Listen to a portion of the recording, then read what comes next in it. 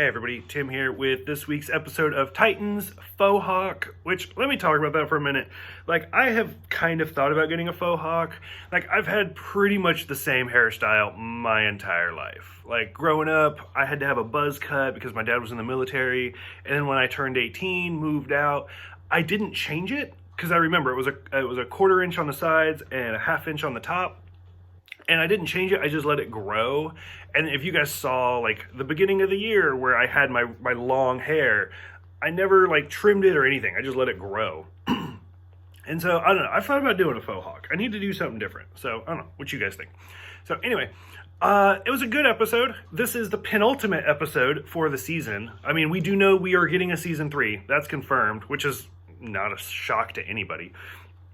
It was good. It's less than what I had expected, though, because they really, I had expected them all to come together, and then basically, you see in all the posters, have all the Titans on one side and have Deadshot on the other side, and just getting ready, and then the last episode just be the rah.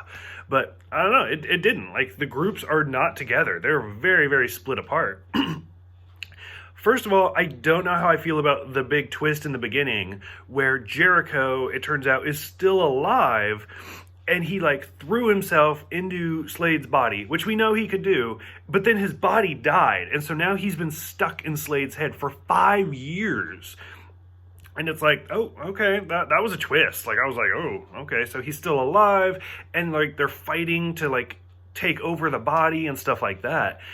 At some point, he's gonna have to come out and just die. I don't know how they're gonna do it. Gar attacking the coffee shop, I'm over this storyline, to be honest with you. I love Gar. I think Ryan Potter's a great actor. Mercy's a really interesting character, or at least she can be.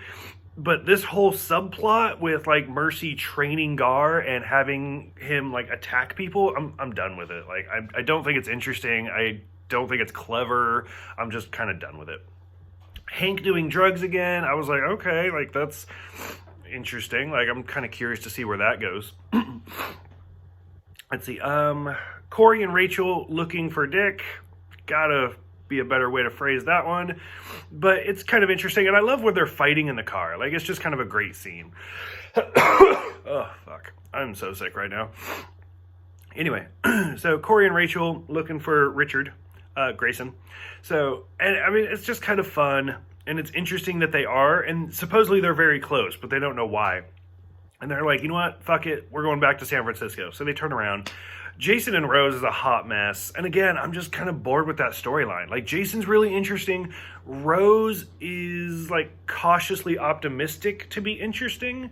As soon as she was that's my dad, I was okay, no, he clearly planted you there. Moving along. And sure enough, she admits that she was a plant. And then, Jason, I feel Jason would have embraced that. I would have expected Jason to be we'll figure this out together. No, instead, he's fuck you. Everybody lies to me. And takes off. And I was I don't know, that's not what I expected for his character.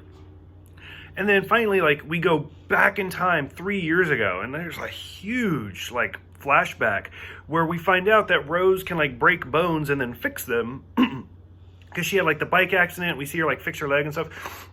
How is she missing an eyeball then? And then when she even goes to meet her dad and she shoots herself in the hand and then it heals and stuff, I was oh, okay, so I still, again, how, I don't know, maybe she doesn't regrow things. So maybe once she missed, the eyeball was taken out, it doesn't regrow. It just, fixes bones and stuff. I don't know. But still, I was I want to see under the eye patch at this point. But seeing Rose meet Slade and then him just being I'm going to train you.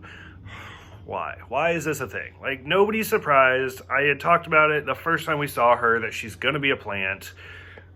I don't know. There, again, could have been a much better way to do this. Stu, the suit builder, I was is this a thing? Does this need to be a thing? Why couldn't it be a fox? Lucius Fox or whatever. And then, I don't remember his name, but there's the other guy, the deformed guy that Batman saved from, I think it was the Mad Hatter. I want to say his name was Hugo or something. Who lives under the Batcave, and he does all of the tech work. Why couldn't we seen him? who the fuck is Stu the suit builder, the fruitcake maker? Like, I don't know, stuff like that. Clearly, he's getting his new suit, which is going to be bitchin'. It's, again, one of those, like, I've read so many comics, and Nightwing is one of my favorite characters. But, like, I love the fact that, like, his suit developed over the years. And, I mean, to be honest, like, he got his name from Superman, from, like, the Kryptonian superhero Nightwing. So I think that could have been an interesting, like, bring-in to have Superman, like, give him the name or something. But instead, they went with the prison kid. Whatever. It's your show.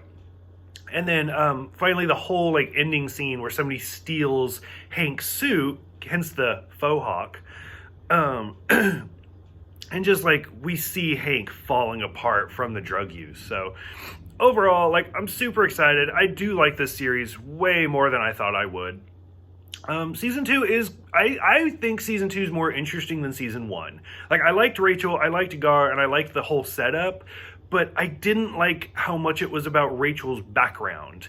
Whereas this, I think, is a little bit more interesting.